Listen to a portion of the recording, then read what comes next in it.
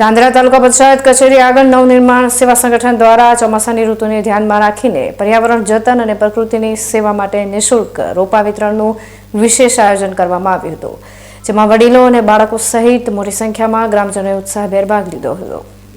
અનેકવિધ સામાજિક અને સેવાકીય પ્રવૃત્તિઓ સાથે જોડાયેલા નવનિર્માણ સેવા સંગઠન દ્વારા દર વર્ષે ચોમાસાની ઋતુમાં પ્રકૃતિને લીલીછમ બનાવવાના હેતુથી અનોખી ઝુંબેશ ચલાવવામાં આવે છે. આ આયોજન હેઠળ ધાનેરા તાલુકા પંચાયત કચેરીના આંગણે ખાસ સ્ટોલ ઊભો કરવામાં આવ્યો હતો, જ્યાંથી પ્રકૃતિ પ્રેમીઓને એક જ સ્થળેથી પોતાની પસંદગીના રોપા સરળતાથી મળી રહે તેવી વ્યવસ્થા કરવામાં આવી હતી.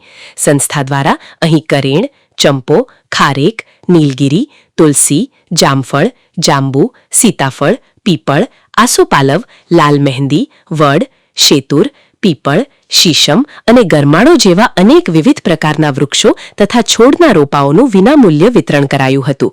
ધાનેરાની પર્યાવરણ પ્રેમી જનતાએ આ પહેલને વધાવીને મોટી સંખ્યામાં રોપાઓ મેળવ્યા હતા અને તેને યોગ્ય જગ્યાએ વાવીને જતન કરવાનો દ્રઢ સંકલ્પ વ્યક્ત કર્યો હતો.